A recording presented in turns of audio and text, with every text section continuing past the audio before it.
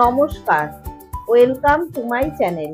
Soma's aroma বিন্সের পক্ষ থেকে আমি সোমা বলছি। বাঙালিদের অতি প্রিয় ডিম কষার রেসিপি আমি আজকে আপনাদের সাথে শেয়ার করব। এটি বানানো খুবই সহজ, আর সকলের বাড়িতে প্রায়শই এই ডিম কষা হয়েই থাকে। ডিম কষা সকলেই ভীষণই ভালো বানিয়ে থাকেন, তবে আমি কিভাবে বানাবো সেটাই আজকে আমি আপনাদের সাথে শেয়ার করছি। তাহলে আসুন ভিডিওটা শুরু করা যাক। ডিম কষা বানানোর জন্য আমি এখানে 5টা মুরগির ডিম ভালোভাবে সেদ্ধ করে খোসা ছাড়িয়ে নিয়েছি। এবারে একটা ছুরির সাহায্যে ডিমের গায়ে এইভাবে একটু করে কাট লাগিয়ে নিচ্ছি, যাতে ডিমের ভেতরে মশলা আর লবণ ভালো মতো ঢুকে যায়। সমস্ত ডিমগুলোর গায়ে কাট লাগিয়ে নিয়ে এর মধ্যে দিয়ে দিচ্ছি অল্প একটু লবণ আর অল্প একটু হলুদের গুঁড়ো। এবারে লবণ আর হলুদ ডিমের গায়ে ভালো মতো মাখিয়ে নেব। ডিমের গায়ে কাট লাগিয়ে নেওয়ার আরেকটি কারণ হলো, অনেক সময় ডিম ভাজার সময় ডিম ফাটে। এইভাবে একটু কাট লাগিয়ে নিলে ডিম ভাজার সময় আর ফাটবে না। লবণ আর হলুদ ডিমের গায়ে ভালো মতো মাখিয়ে নিয়েছি, এবারে এগুলো রেখে দেব। এবারে গ্যাসে কড়াই বসিয়ে কড়াইতে দিয়ে দিচ্ছি 3 টেবিল চামচ সর্ষের তেল। এই রান্নাটা সর্ষের তেল দিয়ে রান্নাটা করলে বেশি ভালো হয়, তবে আপনারা চাইলে সাদা তেল দিয়েও করতে পারেন।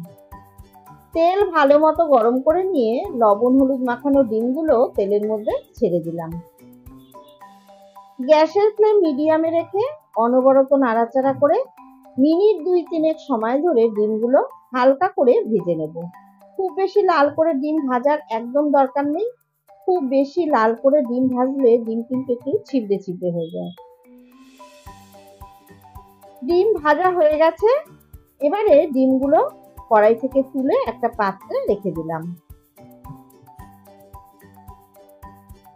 এবারে একটা মশলা তৈরি করে নিচ্ছি। তার জন্য একটা মিক্সার গ্রাইন্ডারের বাটিতে 1 ইঞ্চি মতো আদা কুচি, 5 কোয়া রসুন আর একটা বড় সাইজের টমেটো দিয়ে দিলাম। এবারে এগুলো ভালো মতো পেস্ট করে রেখে দেব। তারপর ডিম ভাজা তেলের মধ্যে আরো 2 টেবিল চামচ পরিমাণে সর্ষের তেল দিয়ে দিলাম। আর তেলের মধ্যে দিয়ে দিলাম সামান্য একটু চিনি। চিনিটা ভালো মতো তেলের মধ্যে নাড়াচাড়া করে দিয়ে দিলাম 2টো শুকনো লঙ্কা আর গরম মশলা ফোড়ন।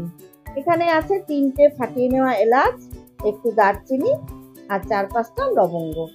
ফোড়নগুলো লো ফ্লেমে 25 থেকে 30 সেকেন্ড মতো ভেজে নিয়ে দিয়ে দিলাম 2টো বড় সাইজের ঝিরি করে কেটে নেওয়া পেঁয়াজ।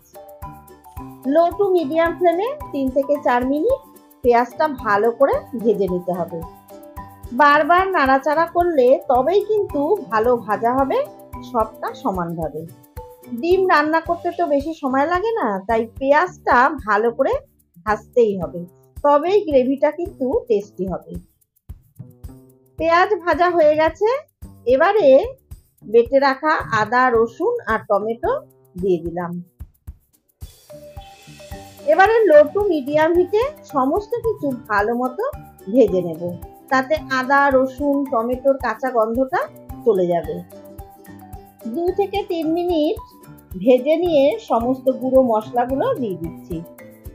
দিয়ে দিচ্ছি 1 চা চামচ ধনের গুঁড়ো, 1 চা চামচ জিরের গুঁড়ো, 1/2 চা চামচ লাল লঙ্কার গুঁড়ো, 1/2 চা চামচ হলুদের গুঁড়ো, 1/2 চা চামচ কাশ্মীরি লঙ্কার গুঁড়ো।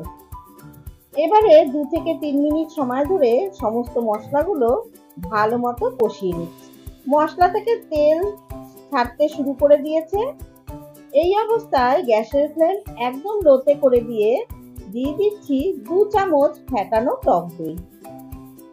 টক দই দিয়ে লো ফ্লেমে ভালো মতো মিশিয়ে নিয়ে দিয়ে দিচ্ছি স্বাদ মতো লবণ আর 1/2 চা চামচ চিনি। চাইলে চিনিটা আপনারা স্কিপ করতে পারেন, তবে যেহেতু এখানে টক দই দিয়েছি তার জন্য সামান্য একটু চিনি দিলে গ্রেভির টেস্টটা কিন্তু অনেক বেশি ভালো হবে। লবণ চিনি দিয়ে আবার ভালোভাবে মিশিয়ে নিচ্ছি। এই মশলাটায় আপনারা মাংস বা যে কোনো ধরনের মাছ রান্না করলে কিন্তু দারুণ টেস্টি হবে। এবারে এটার ফ্লেভারটা আরো সুন্দর করার জন্য এখানে দিয়ে দিচ্ছি একটু জয়িত্রীর ফুল, হাত দিয়ে এইভাবে ভেঙে দিয়ে দিলাম, আর দিলাম জায়ফলের গুঁড়ো। জয়িত্রী আর জায়ফলের গুঁড়ো দিয়ে ভালো মতো নেড়ে চেড়ে দিলাম। মশলা খুব ভালো মতো কষানো হয়ে গেছে। এবারে দিয়ে দিচ্ছি পরিমাণ মতো গরম জল। অবশ্যই কিন্তু গরম জল ব্যবহার করবেন, ঠান্ডা জল দিলে কিন্তু গ্রেভির টেস্ট ভালো হবে না। জল দিয়ে ভালো মতো নেড়ে চেড়ে দিয়ে দিচ্ছি ভেজে রাখা ডিমগুলো।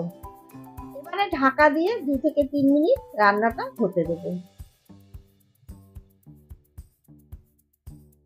3 মিনিট পর ঢাকা ওপেন করে একটু নেড়ে চেড়ে দিয়ে দিলাম 1 চামচ ঘি।